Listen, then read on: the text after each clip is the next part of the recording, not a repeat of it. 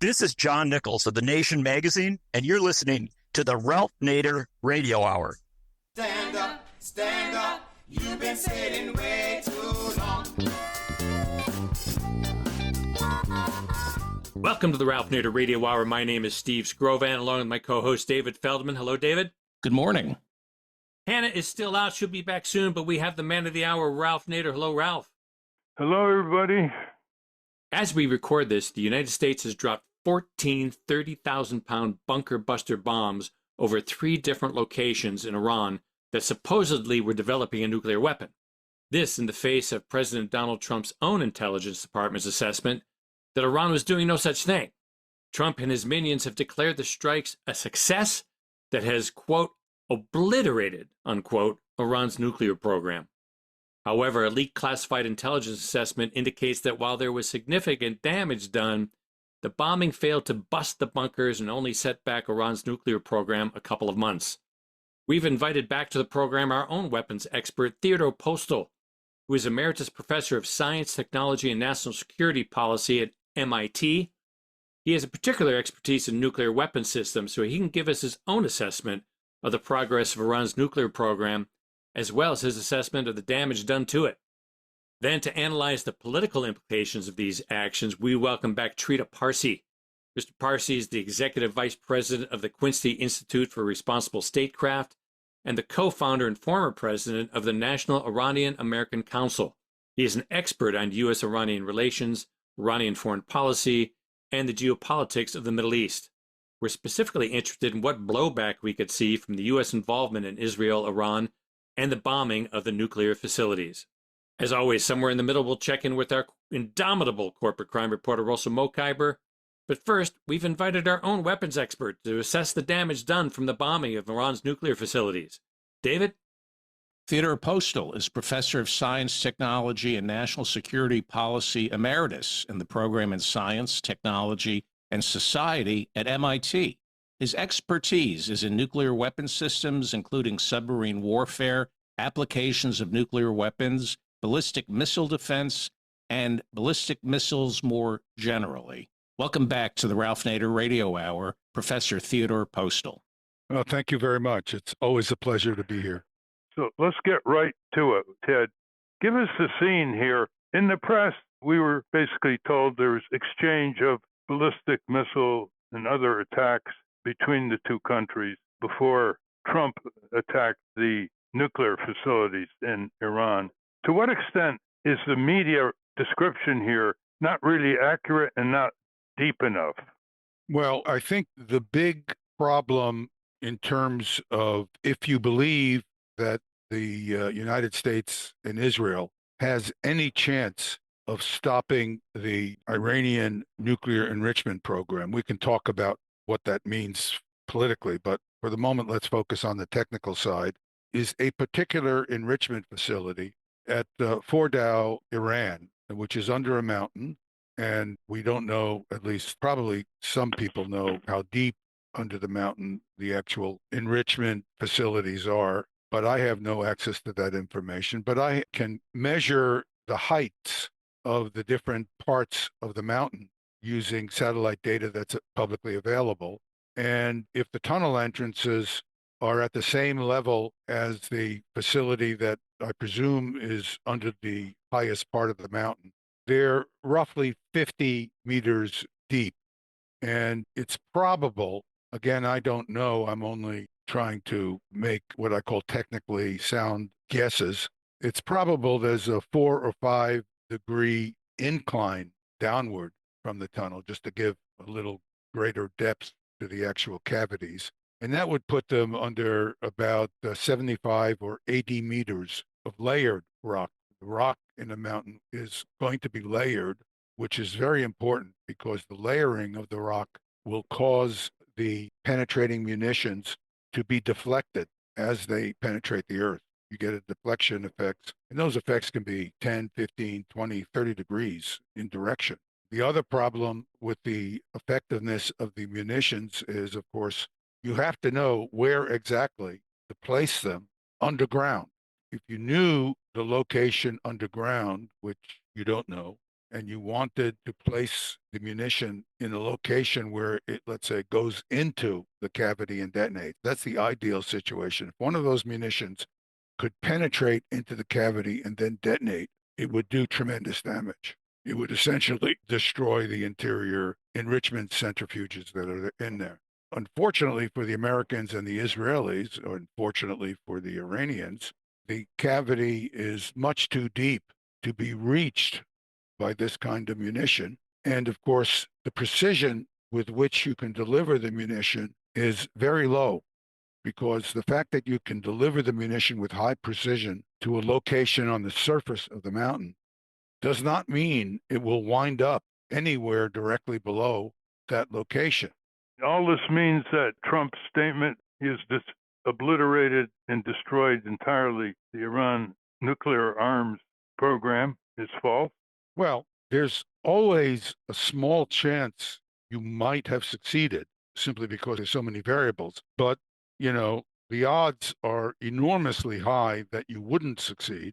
And even though the odds are high that you wouldn't succeed, I think it's perfectly correct to say that no one at that point after the attack could have known whether or not there was success of any kind, even if there was success. And I doubt there was any success. So, I mean, the Iranians wouldn't have known because you'd have to get into the cavity area where they had evacuated it and they couldn't get in immediately. The Israelis certainly didn't know, and the Americans certainly didn't know. So when Trump was speaking at the time he was making these statements, it's not possible that he could have known anything about the true outcome of the attack.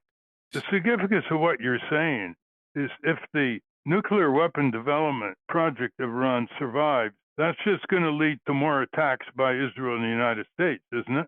Well, I hope not, but I just don't know how to predict the irrational behavior of both Israel and the United States. The chances of doing any additional damage with more attacks is still very low. I mean, in part, the reasons I explained. Plus, I've so far focused on the question of whether or not you could destroy centrifuges deep under this mountain. The second issue, which is more important if your objective to stop the Iranian program, so this is far more important, is the Iranians have already enriched a very significant amount of uranium to about 60% enrichment. Now, that material we know was removed from all sites that were known and attacked.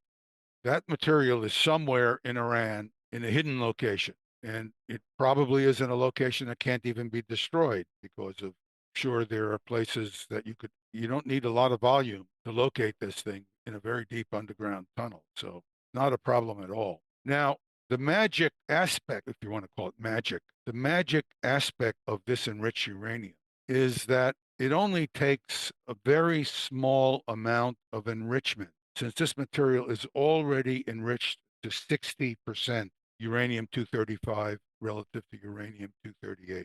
To have bomb material, you need to have roughly 90% uranium-235 to uranium-238. Now, to get from 60% to 90%, you need about 5 or 10% of the enrichment work. In other words, you've done 90 to 95% of the enrichment to get to 90% already when you have 60% enriched uranium. So it's a very small step to get to 90% enriched uranium.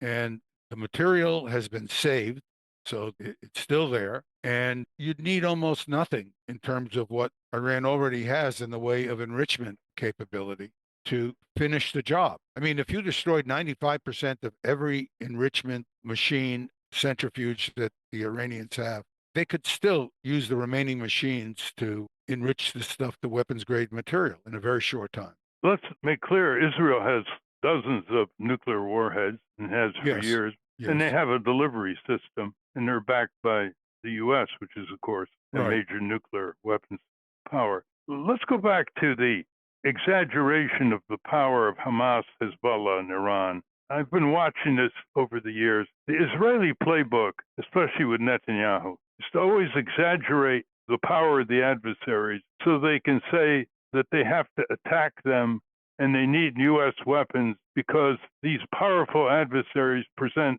quote, an existential threat to Israel, end quote. And that's their playbook. And they used it against Hamas, which is ridiculous, which is a few thousand fighters buried in the tunnels with nothing more than rifles and grenade launchers and limited ammunition up against one of the most powerful military forces in the world. And Hezbollah was viewed as powerful Hezbollah. They always used that word in the media.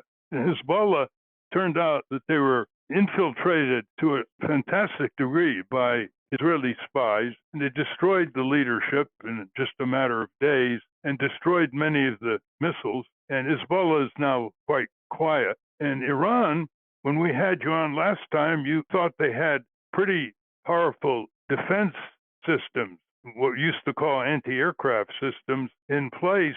And in two prior strikes, the Israelis pretty much disarmed Iran as a threat to future Israeli aircraft, missiles, spies, and drones. Could you characterize this total dominance now on the Middle East by the Israelis with U.S.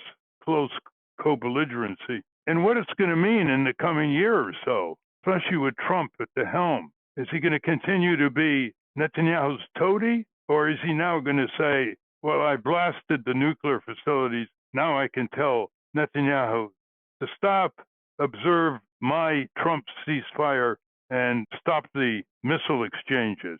Well, I think the situation is very complex. First of all, the Israelis do have a problem. They're a group of people, they call themselves Palestinians, who want to be able to have part of the land that they have inhabited for thousands of years. And the Israelis say that somehow they have more right to that land than these people who were there for thousands of years have. And the Israelis are willing to murder these people, and I use that term having thought about it, in very large numbers. I mean, I just saw a report just the other day that indicated that 400,000 people in Gaza cannot be accounted for, at least by the Israeli government count. So this is the Israeli government, the IDF.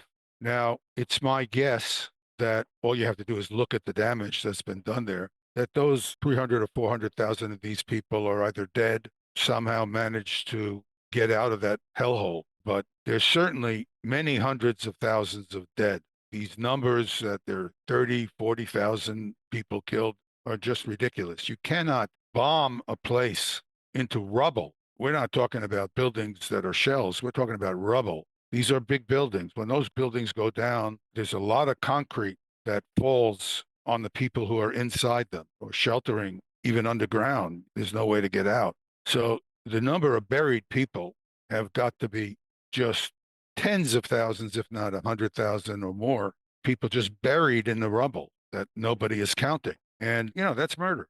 You can dress it up any way you choose, but that is a war crime and an atrocity, a human atrocity. So we have that going on simultaneously, although people's attention is now turned to the attacks on Iran. There is no way that Netanyahu was not told by his own military, at least those in his military who were willing to speak honestly to him. There's no way that he thought he could actually destroy Iran's capability to build nuclear weapons, because anybody who looked at the program, and I had a podcast a few weeks ago where I basically said what I'm saying now, would immediately see that the highly enriched uranium is so near to weapons grade that you would basically have to obliterate the whole country and turn it into a desert to destroy enough of the enrichment capacity, which would be very minimal, to turn this 60% enriched uranium into weapons grade uranium. And there's a very powerful argument you can make.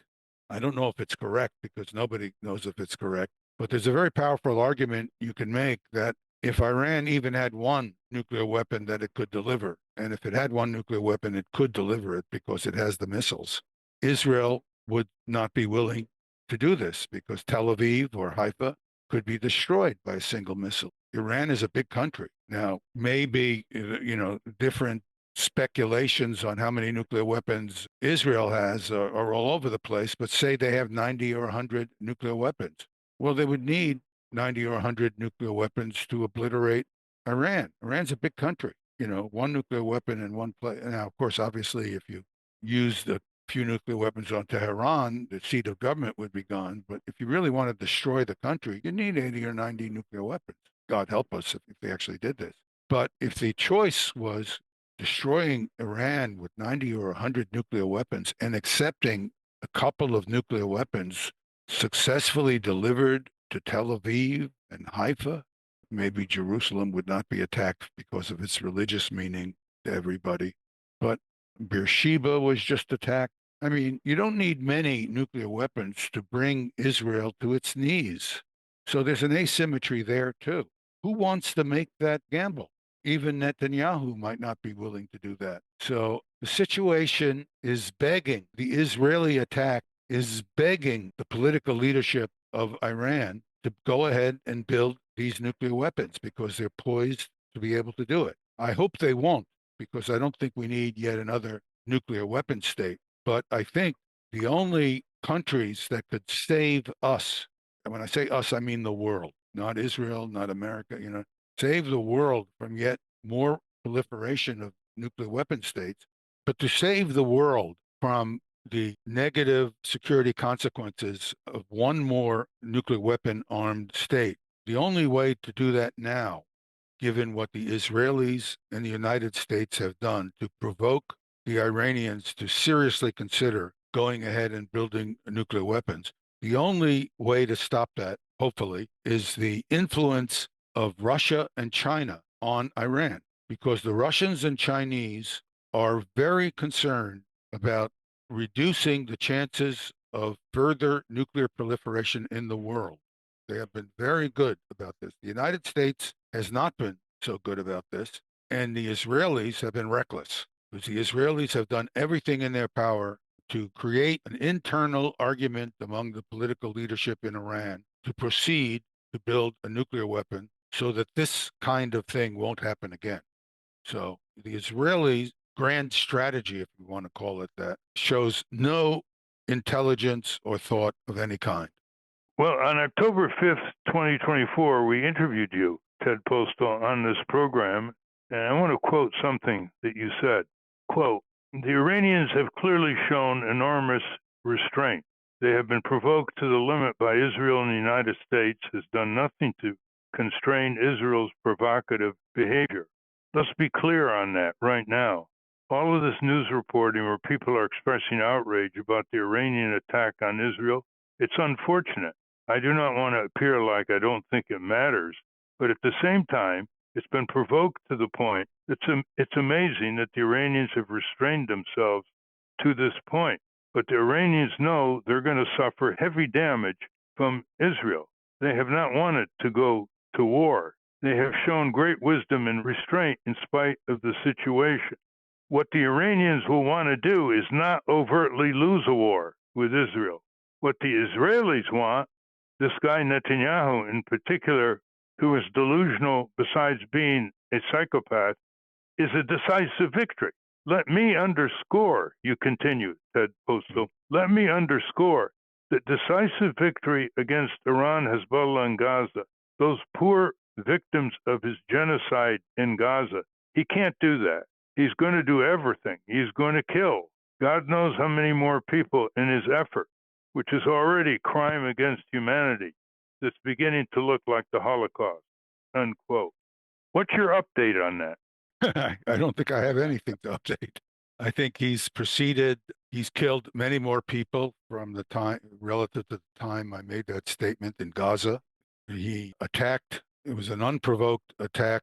The June 13 attack was unprovoked in terms of anything that the Iranians did. In fact, that attack had to be done in coordination and with the knowledge of the United States. So this means the United States was involved in this unprovoked attack because we would have known about it and we could have stopped it. All we had to do was say, you do this and you're on your own. You don't get any more bombs from us. You don't get any more weapons from us. You get nothing from us, no support of any kind. And that would stop them immediately. So, and of course, we see that with a ceasefire that was brought about very suddenly, was really brought about by Trump saying, a pox on both of you. You better stop. My guess is he told Netanyahu, don't try me, because, I'll cut you off. So that's how the ceasefire occurred. But the original attack on June 13 was extraordinary in its undermining of international law and diplomacy. The Iranians were involved in a negotiation on their, with regard to their enrichment program.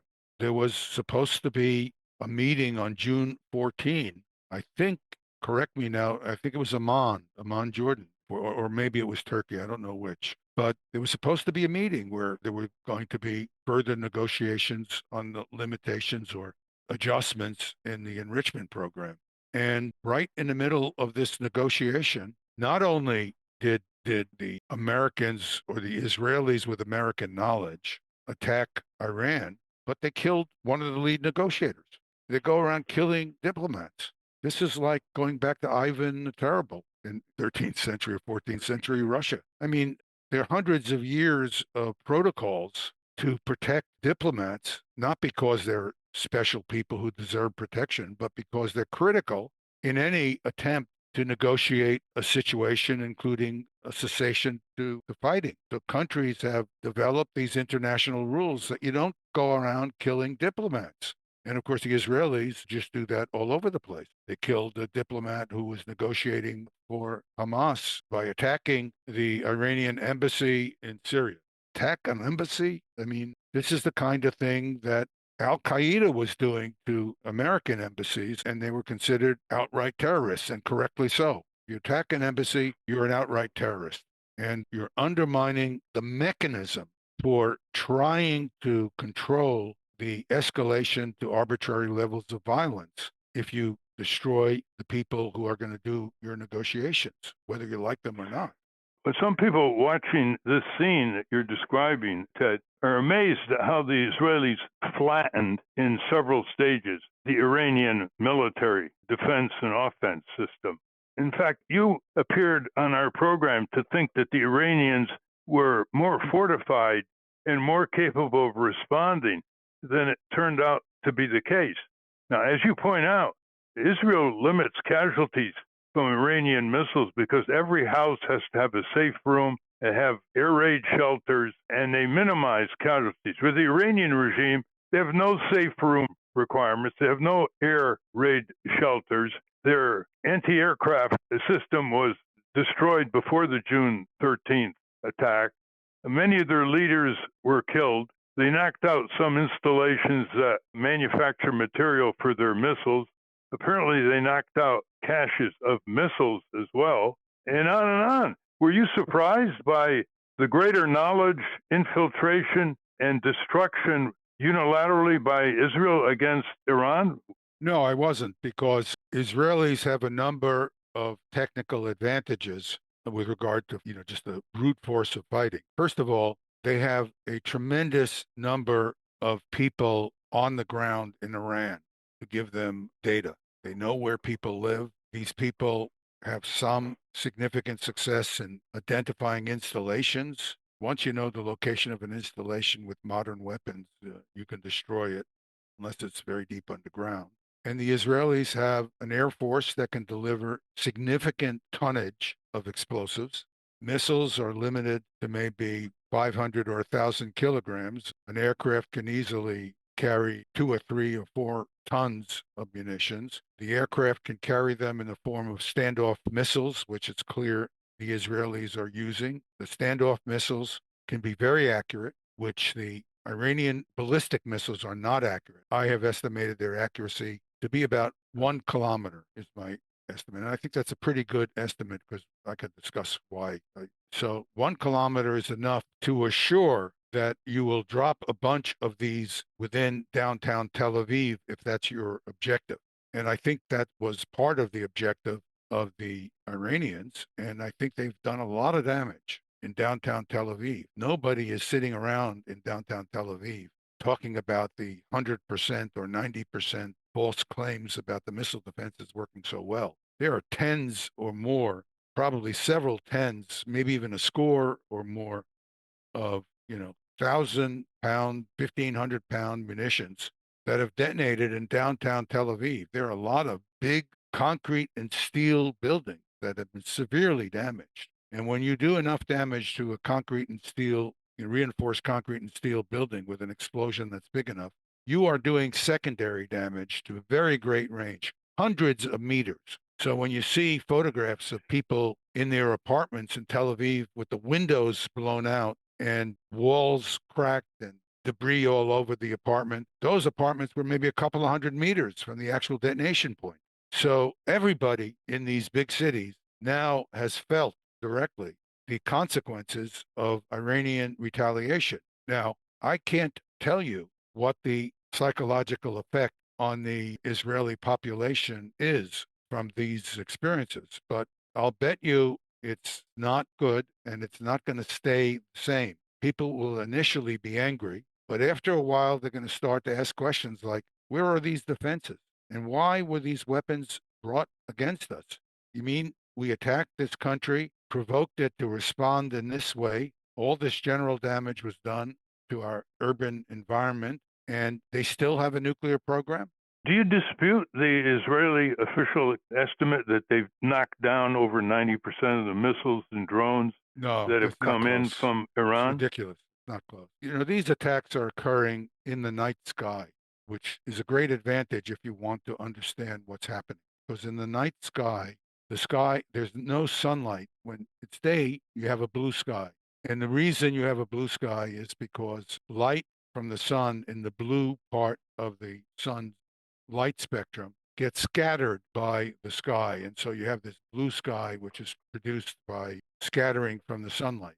That creates a background that makes it very hard to see dim objects against the sky. But at night, there is no light from the sun to interfere. So you can see these warheads coming in and you can see luminous trails behind them. They're just oodles of videos of this.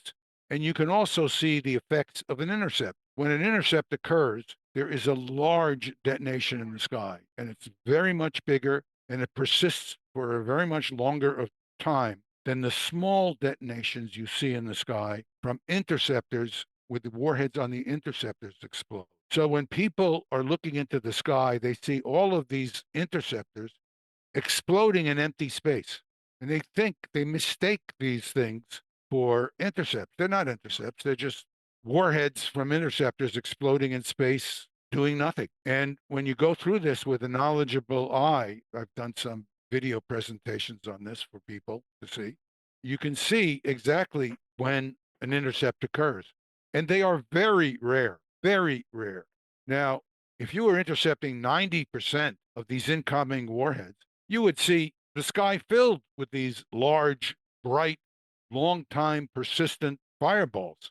You have to search through hours of videos to find any of them. So I would say it's ridiculous. It's only the ignorance and laziness of the American journalism community, because I've given some video presentations, where I've shown what to look for.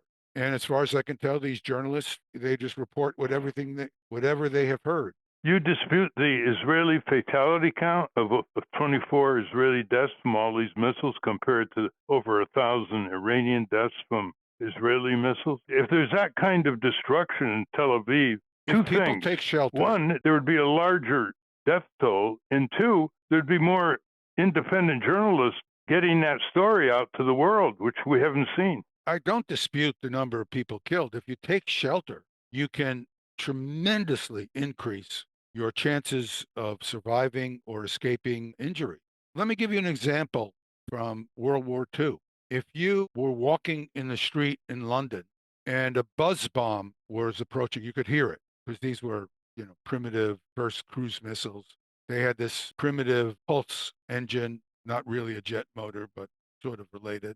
And it would make this buzzing sound, which was very distinct and easily heard from long ranges. And when the buzz bomb is going to hit a location, the engine turns off and the rudders on the back of the buzz bomb put it into a dive. The time between the buzz bomb motor going off and the buzz bomb delivering a 1-ton warhead to the ground is 7 seconds. If you were at a range where you had 100% chance of being killed by the effects of the blast, and you simply got down on the ground and covered yourself with, got up against the curb or something, you had a 50% chance of surviving. A 50% chance when you had no chance of surviving, just from getting onto the ground where all this flying debris, it's all the flying debris. If you're closer, of course, and you're in the blast envelope, you're going to be killed no matter what. But getting on the ground, I mean, there's a reason that soldiers just drop into foxholes and get on the ground. There's a lot of shrapnel, there's a lot of debris produced either by the exploding bomb. In the case of the Iranian bombs, there's very little shrapnel from the bomb itself, but there's a lot of shrapnel from the structures that are being damaged. And for example, if you're in a building and the building doesn't collapse and you're in a stairwell that has been specially reinforced by law in the construction of the building, the chances are extremely high you will survive. And people know if you're in a big building, you go into the stairwell because that has been specially reinforced.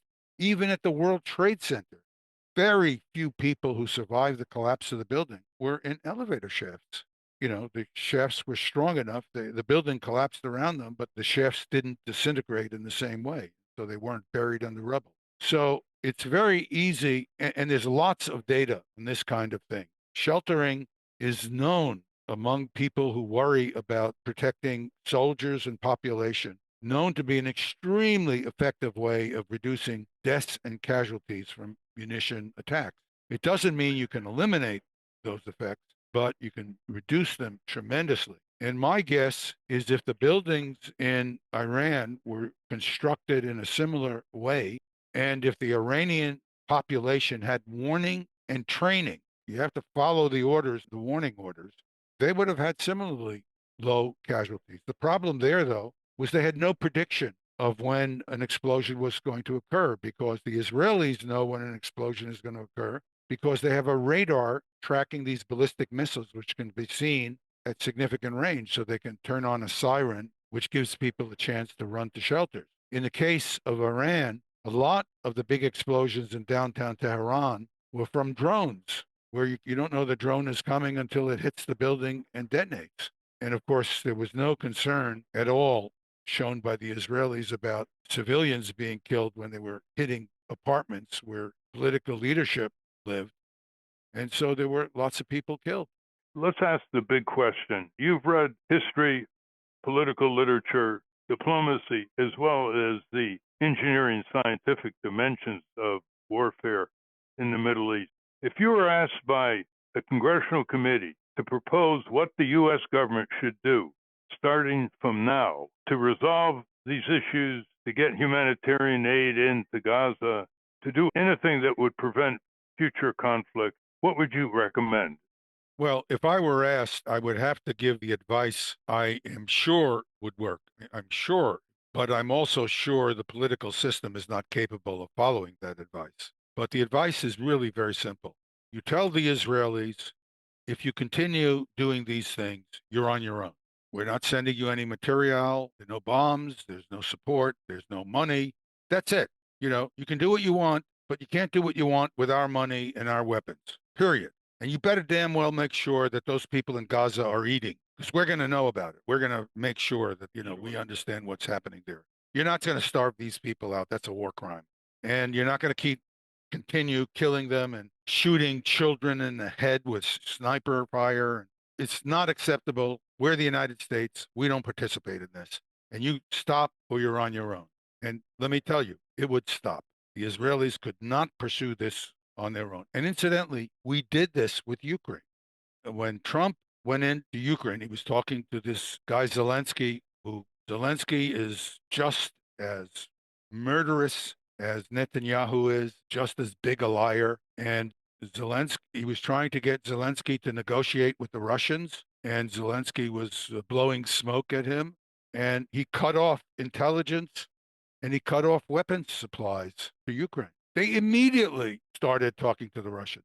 But then he showed he didn't understand his own leverage because he turned it back on. And of course, the Ukrainians reverted back to their intransigent position. You listen to the Ukrainians' demands with regard to the Russians, you'd think that the Russians had lost the war when in fact Ukraine has dramatically, completely, catastrophically lost the war with Russia. And they make demands like they were the victors. That couldn't happen if the United States put its foot down. If Trump said, no more weapons, no more intelligence, you start talking to the Russians, you're on your own until you guys show that you're serious. And he can do that with Israel as well. So the culprit, so if you want to look for a moral culprit in this whole mess, both in the Middle East and in this horrifying proxy war that's going on in Ukraine, it's the United States. The political leadership of the United States does not have the ability or willingness to take these actions.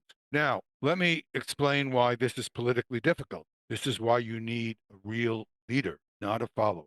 Trump has to deal with certain elements in his party who want this war in Ukraine to continue. They're screaming at him. Lindsey Graham, who's just a reckless, infantile ignoramus, he claims to have 80 senators. From my point of view, to be clear, and I'm speaking now as a person who was a non-politicized advisor to political people. So I'm there to tell them what the facts are technically. From my point of view, all of these 80 members of the Senate who have taken this position have failed in their responsibility to execute due diligence in their jobs because they're ill-informed about the situation in Ukraine if they're taking this position. So that's on them, in my view. Now, the president still has to deal with these people.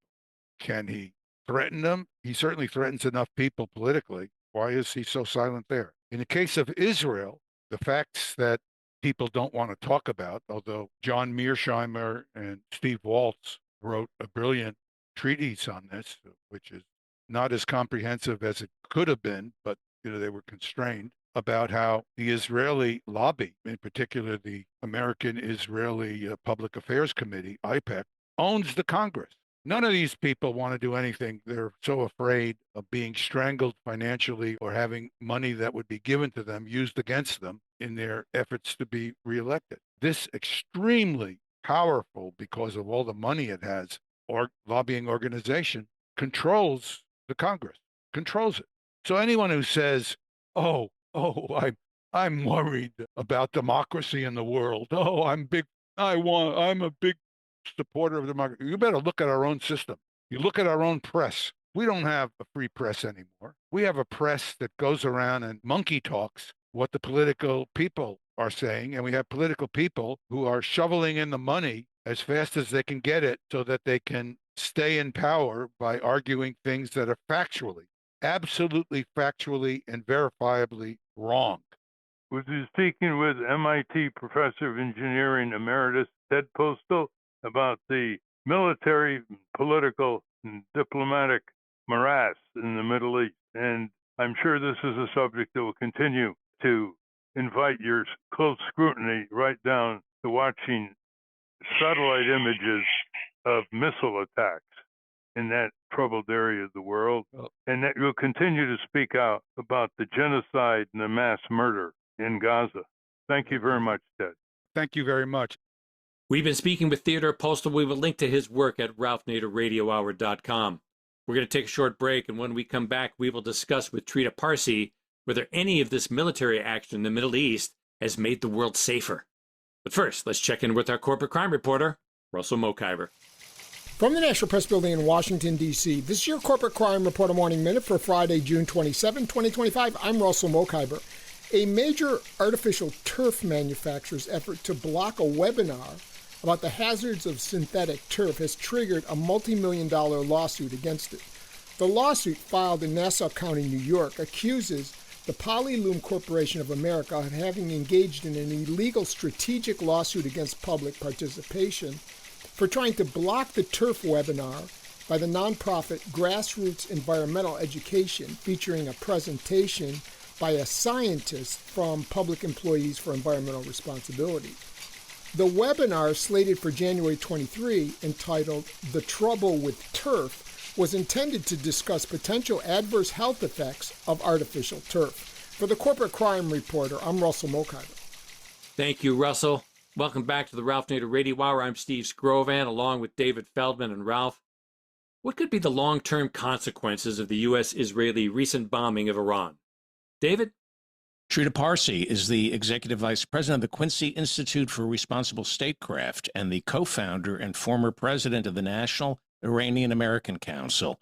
He is an expert on U.S.-Iranian relations, Iranian foreign policy, and the geopolitics of the Middle East. He has authored 3 books on U.S. foreign policy in the Middle East, with a particular focus on Iran and Israel. They are Treacherous Alliance, The Secret Dealings of Iran, Israel and the United States, A Single Roll of the Dice, Obama's Diplomacy with Iran, and Losing an Enemy, Obama, Iran, and the Triumph of Diplomacy.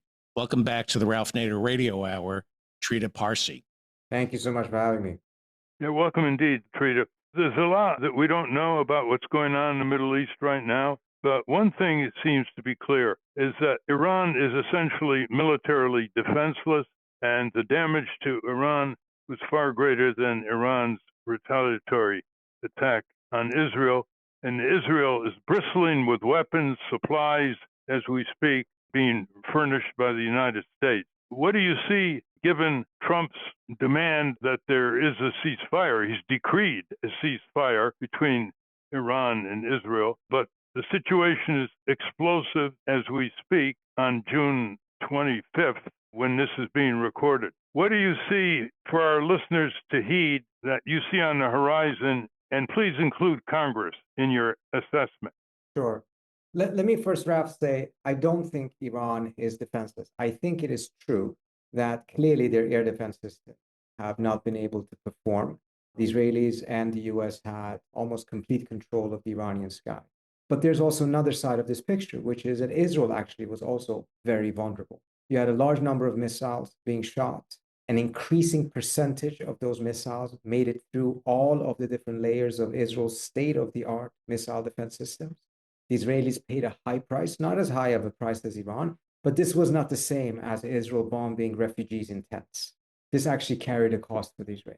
So while Iran's defenses were clearly inadequate, Israel's defense also proved to be quite comparable.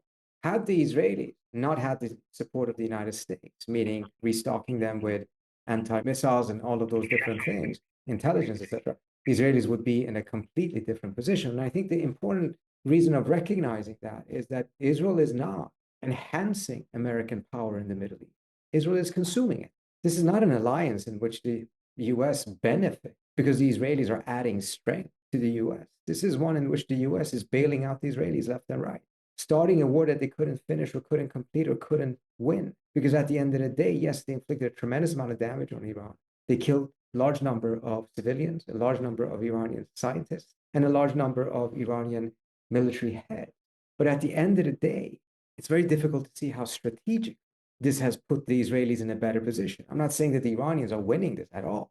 And I think, the Iranians can also be argued are in a worse strategic position. But this was not this type of a clear-cut home run win that the Israelis wanted and that they thought they were going to get during the first 12 hours of this war, when they went for a decapitation of the Iranian regime as a whole, which ultimately did not work, even though it appeared to be very successful in the first 12 hours. You see any internal revolt building up against the Ayatollah regime? They don't poll very high in Iran for public support. The regime is very, very unpopular. There's no doubt about that. And people would love to see the regime fall and be replaced by something better, not just be replaced, but be replaced by something better. But you have a challenge here, which is that under circumstances of war, when the country is being attacked without having started this war, because this is a war of aggression. There was no Iranian attack on Israel that justified this. This was not self-defense by the Israelis, even though the European statements on Israel now by default always start with Israel has a right to defend itself, even when it is starting war.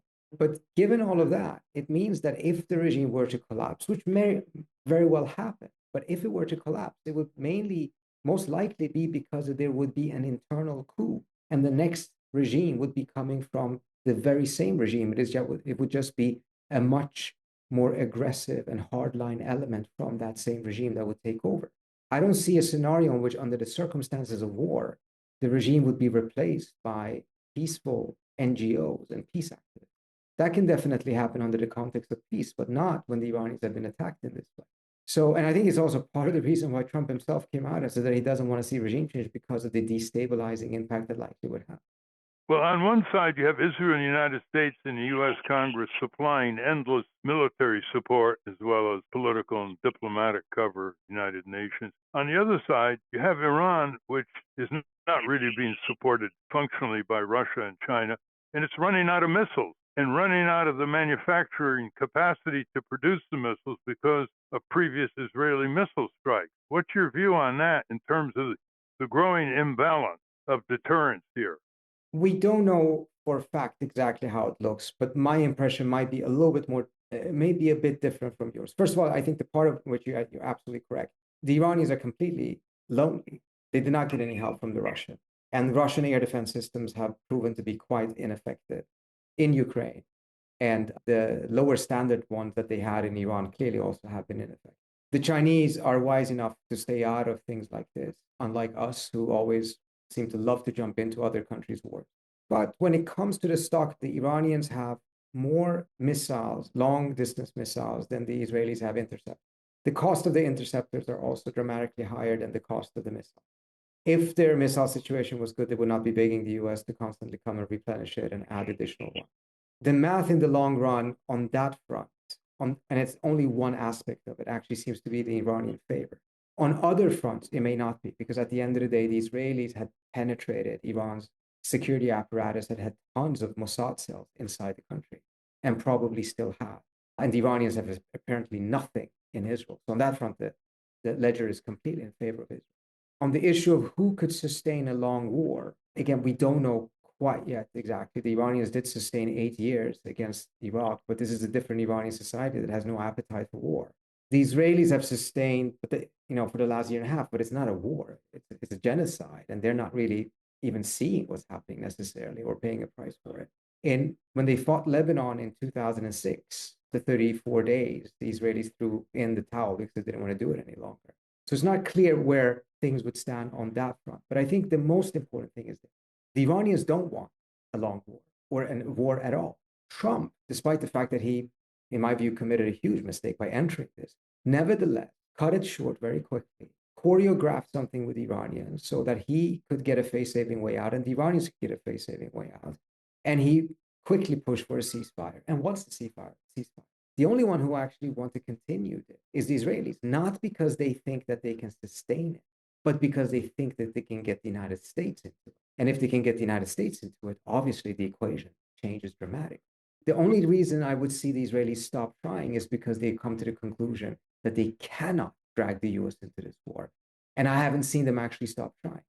Well, let's look at the variables here. Trump committed a constitutional crime when he attacked Iran without a declaration of war, and he got away with it. And Netanyahu is further genocidally demolishing Gaza under the Palestinian Holocaust, slaughtering people in cold blood who are standing begging for food at various locations that Israel invited him to come for desperate remedy for starvation. And they're just killing 50, 80, 100 people a day, many of them children, totally defenseless adults. And he's getting away with it. In fact, there's actually less uproar as the massacre increases, the blackout increases, and there doesn't seem to be much effective resistance inside of Israel. The 16 Israeli human rights groups are doing the good thing day after day, but have very little political power. So how do you read the next few months here? On the Gaza front, I'm not seeing anything in the short term or in the next 3 months that will fundamentally change the situation. We know Trump can say no to the Israelis. He's done it before. It was the reason why there was a ceasefire in the first place.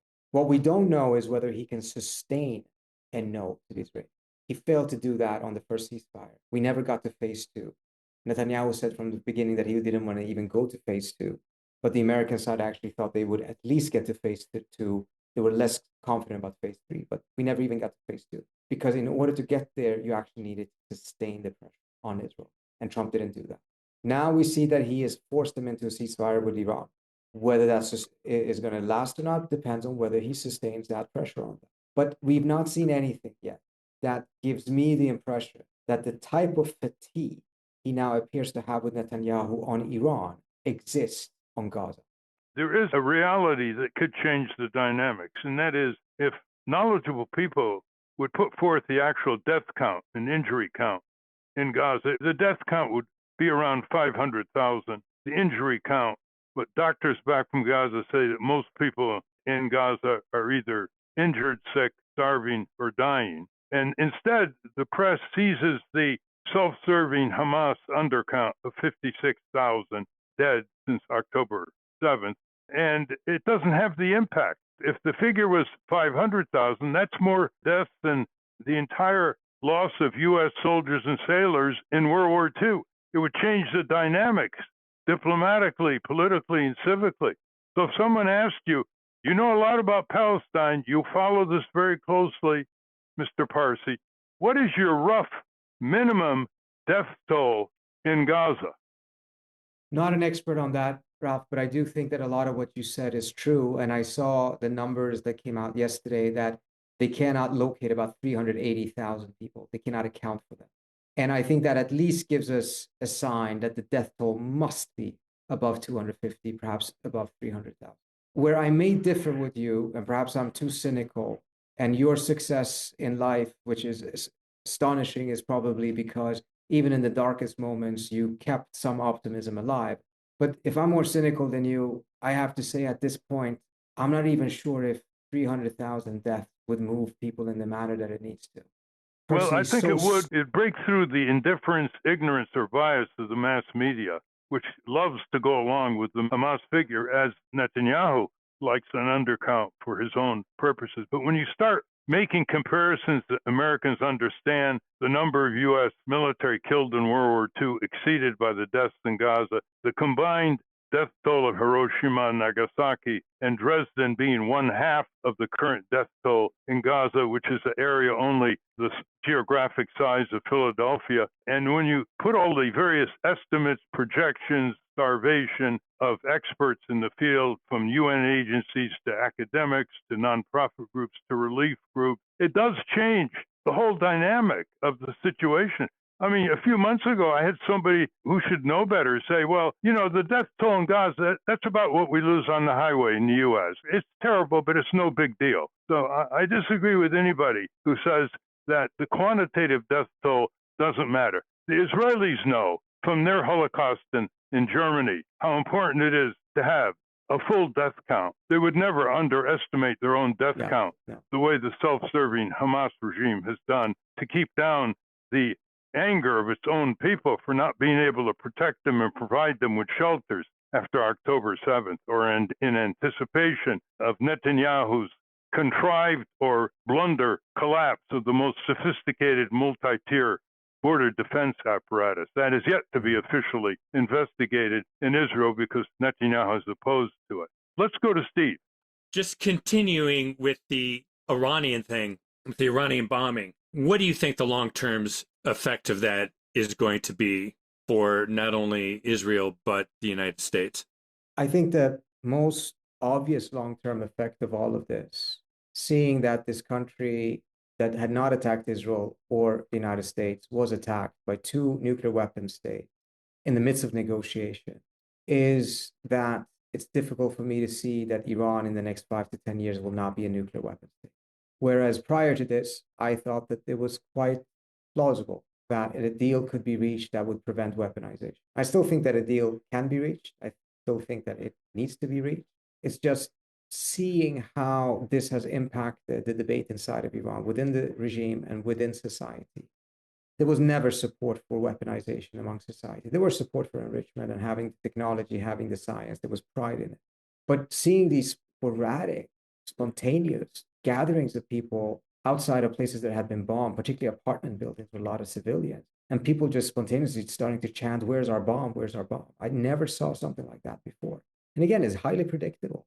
Nothing really strengthens or fuels your sense of a need for a nuclear deterrence than to be attacked by a nuclear power.